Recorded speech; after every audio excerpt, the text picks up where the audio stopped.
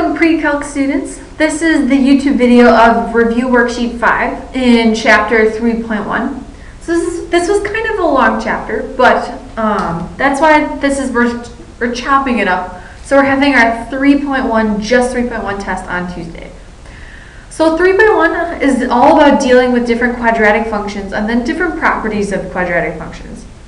So the first thing we learned for 3.1a was all about getting our quadratic function in vertex form. So example 1, the first method we actually learned was doing it by the completing the square method. So completing the square method, in order to get this in vertex form, our first step was setting up our framework. So to set up our framework, we're simply gonna, the steps here, is we're gonna move this last term out. So remember, in our general form, that was f of x equals ax squared plus bx plus c. So the framework again is moving that c term out because later on that'll help us with everything that we have to do in the rest of the process.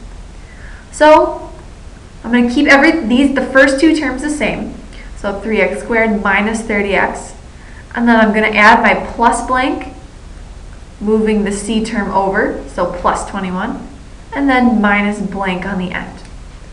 And again, we can do this because whatever we put in our blanks here, if I put a 1 in here and I put a 1 in here, I have a plus 1 and minus 1. I haven't really changed the value of this equation. So next step, step 2 then, was to factor so the coefficient of the x squared term is 1.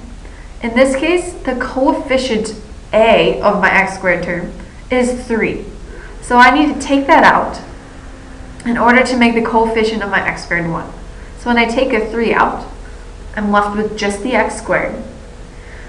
And remember, when I actually factor that 3 out, I only do it for my first two terms. I don't touch the rest of the equation.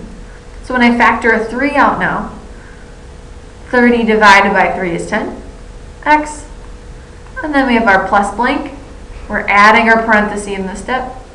And then plus 71 minus blank. So everything else stays the same in this equation.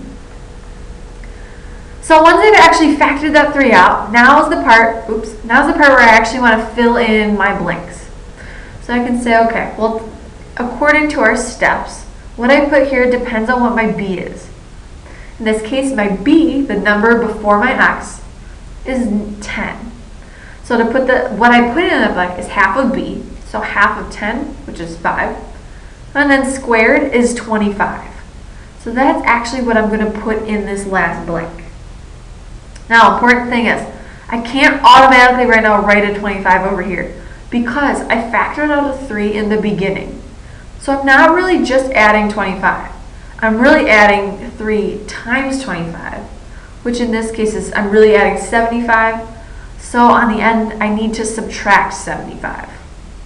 So now when I go to my next step, which is factoring our perfect square trinomial, we're going to be, in this case, if I were to just factor this like normal, again, we're probably getting the hang of this. We could guess and check, but it's going to be x minus 5 squared, and then plus 71 minus 75, in this case, is just negative 4. So now what I know from this equation, this is my vertex form of my equation. And again, vertex form, nothing too crazy here. From this form, I can easily tell what my vertex is. So my vertex on this equation is, remember, the opposite of whatever's inside. So that's going to be 5. And my y value stays the same. So my vertex on this equation is 5, negative 4. So I'd go over 1, 2, 3, 4, 5, and go down 2, 3, 4. So my vertex is going to be right here. And now from my vertex form, I can see that I'm vertically stretching this by a factor of 3. So I'm going to go over 1 and up 1, 2, 3 for my next point, over 1 and up 3 for my next point.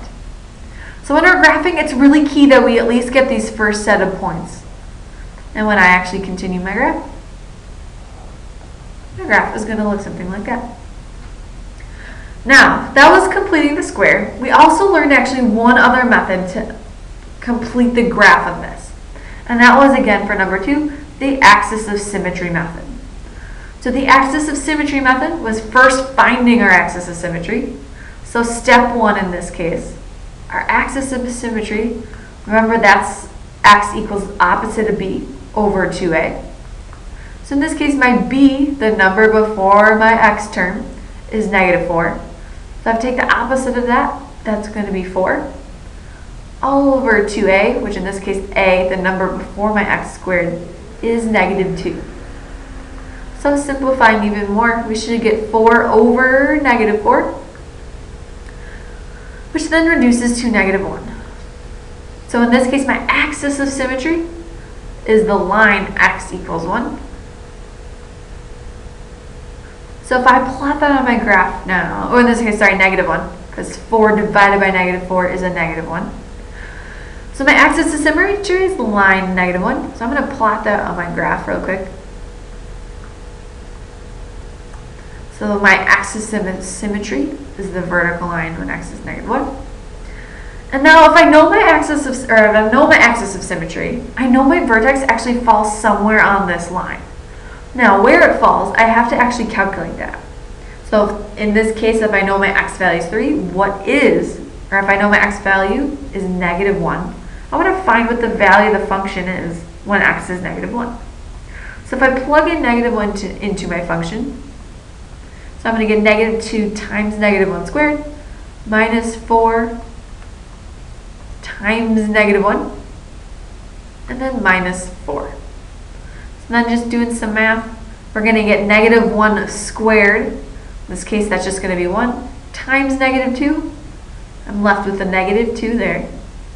And then negative 4 times a negative 1, we're going to actually be left with plus 4, and then minus 4 on the end. So the value of the function when x is negative 1 is actually negative 2. So again, if we think about that, that's really an ordered pair. That's the ordered pair, negative 1, negative 2. And in this case, this is what my vertex is. So my vertex is negative 1, negative 2, which is right here. And now from this, now I want to determine whether it opens up or down. So to do that, I always look at this right here. Because the number before my x squared is the same in the vertex form as it is in the general form up here. So this a doesn't change between the two forms. So my a is negative 2. So that tells me I'm going to reflect it over my x-axis. So in this case, it's going to open down. So I'm going to go, in this case, vertically stretch it by 2 then. So I'm going to go over 1, and down 2, over 1, and down 2. So the graph of this function is actually going to look like this. Hopefully we're getting pretty comfy with those. We're getting pretty cool with those. Moving down to number 3. This one, guys, you can do it whichever way you want. I'm gonna do it both ways actually for you guys. Again, in this case, completing the square actually probably takes longer than just doing it by negative b over 2, or finding our axis of symmetry. But completing the square is actually probably harder. So I'm going to do that one for you guys. So in this case, my c term is already gone, 4x. And if this case, if you want to plus blank, if you want to add the plus 0, because really this is like saying there's a plus 0 and then whatever works for you. I kind of like to do it, so I'm going to do it now. So I have a plus 0 minus blank. Set up my framework, fantastic. So then my next step in this case is to factor so the coefficient of my x squared is 1. In this case, it's a negative, so I need to take out a negative 1 in order to make it a positive 1. And when I do that, remember, I only take it out of my first 2 terms. So in this case, this is going to be x squared plus 4x, and then plus blank, parenthesis, plus 0 minus blank. So now that I've factored out the coefficient, I've factored it so the coefficient of my x squared is 1, now's the time where I actually fill in my blanks. So to do that, for this first blank, I take half of b, so in this case b is 4.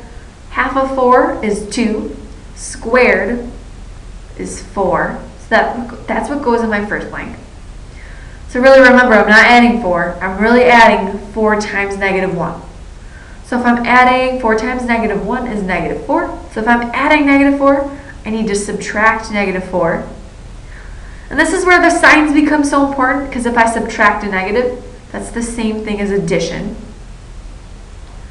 And now my next step is actually factoring my perfect squared trinomial. So x squared plus 4x plus 4, we factor that. That is going to be x plus 2 squared. And then I have 0 plus 4 on the end. So I'm going to have a plus 4. So in this case, in my vertex form, oh boy, but that is my vertex form of this function. Now if I actually go to my graph, remember my vertex is the opposite of whatever's inside. So in this case, my vertex is negative 2, and then the last coordinate is whatever's on the outside. So my vertex is negative 2, 1, 2, 3, up 4. And it's telling me I have a negative 1 in front, so I need to, instead of going over 1 and up 1, I'm going to go over 1 and down 1 to find my next set of points. And from there, I can actually complete the rest of my graph. So that's the end of page 1, and stay tuned for page 2.